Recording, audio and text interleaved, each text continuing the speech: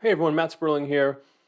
In anticipation of the Mox Masters Invitational coming up, I want to show you the deck that I would have played if I was able to go and participate. And it's a deck that I've been enjoying a lot of success with and enjoying playing quite a bit. And it's the Armix Ishai Partner Commander deck. It's an Esper control mid-range style deck. It's got a lot of similar tools of other Esper control types of decks, but it's got commanders that can come out a little earlier than other Esper commanders.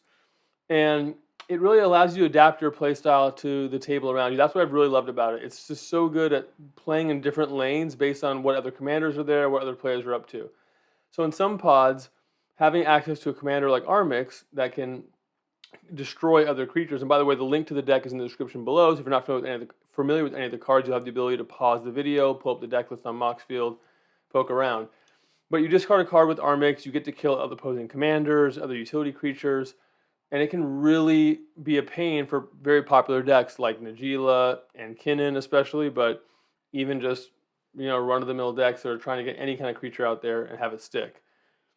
Ishai can be really powerful when you suspect that there's going to be a lot of ways to stop combo players from going over the top of what the rest of the table is doing, and then Ishai just keeps growing, and eventually, you're really pressuring people's life total. So it's often not your first priority is putting this out, but having access to it if a game gets pretty stacksy, if you just happen to have extra mana lying around, it does more than you think it will, even though it's not a commander that you cast as often as Armix.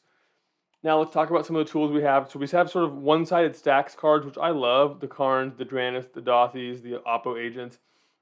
This is just how I tend to construct my decks in cEDH that are in this style of a mid-range, whether it's Timnacrom or it's Armix Ishai.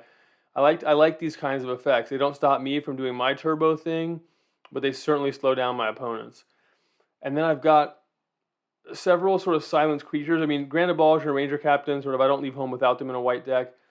But going as far as my rel, in order to sort of have ways to play to the board that while the board's being controlled, while you're making it difficult for the opponents to end the game, you try to put these things out there, and oftentimes they do survive in orbit. So even if you can't win right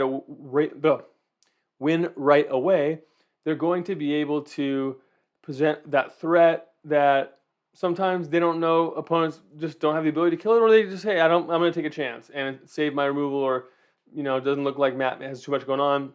Next thing you know, Thoracle Consult, that's that.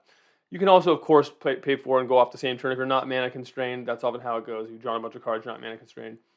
Toxic Deluge is a sweeper of choice with Ishai. Shrink the board, but your Ishai will often live through that, and that's a great tool to have.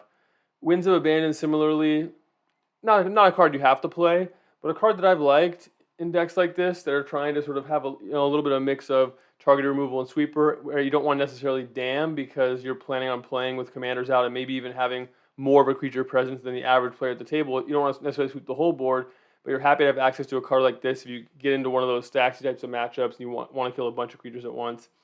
And then you've got sort of your permission and turbo spell pile that's, again, mostly cards I try not to leave home without in an Esper configuration.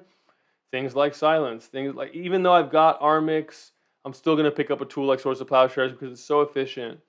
And I want to have access to some redundancy, because sometimes your Armix, maybe you didn't have a chance to put it out there. Maybe you need to kill something that's bigger than what your Armix allows you to kill, or maybe it's summoning sick. I mean, there's a lot of reasons why, although you don't have to play something like Swords at that efficiency rate, I'm happy to have a little bit of extra access, even though I'm not going to go all the way towards a Path to Exile or a Deadly Rollick necessarily. And then you see that because my combos don't necessarily involve having to use my graveyard, I'm not a red deck, I don't have Breach, I'm not playing Reanimate, it affords me a couple tools that I find really powerful. Weathered Runestone and Grafdigger's Cage, two of a similar effect. And these have been really powerful for me. Again, keeping the opponent sort of, it's one-sided, it's not one-sided, but because I'm not using those effects, it tends to be. And it'll stop those red decks from breaching you out of nowhere. It'll stop things like, creature tutors that pull right into the battlefield, Kinnan, all kinds of stuff. It might be popular in your metagame. The One Ring's been great to feed Armix, give you those cards, and just help you play that control strategy. So not a ton of surprises here. I like Portable Hole because we've got a flexible removal spell. Also increases your artifact count for Armix and for things like Mox Opal. Blind Obedience, another sort of one-size Stax tool. So you can sort of see the bet I'm making with this deck. I think that these tools are generally underused. Things like Karn, things like Blind Obedience that can be popular in dedicated stack strategies. But I'm saying, hey, even though I'm a turbo strategy, I want to kind of play both ways. Again, it's a style that I like. You know that if you've followed my work on the TNK deck that Brian Caval and I were working on. But here we have a slightly different approach than TNK, where we're really trying to play even more controlling and happy to play games at the pace that's appropriate for the table. Sometimes that means going really fast. Sometimes that means trying to slow everything down and win with a big flyer out of the command zone. So pick up this deck, give it a try. You got 28 lands here, not a ton of surprises there.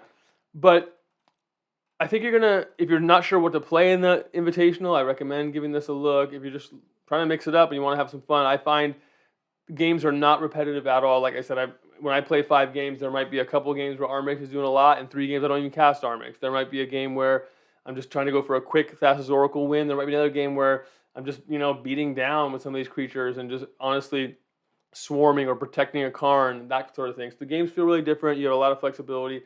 Really recommend you take a look. And if you have questions about the deck or the card choices, happy to answer some of them if I get around to it in the comments. And let me know what you think.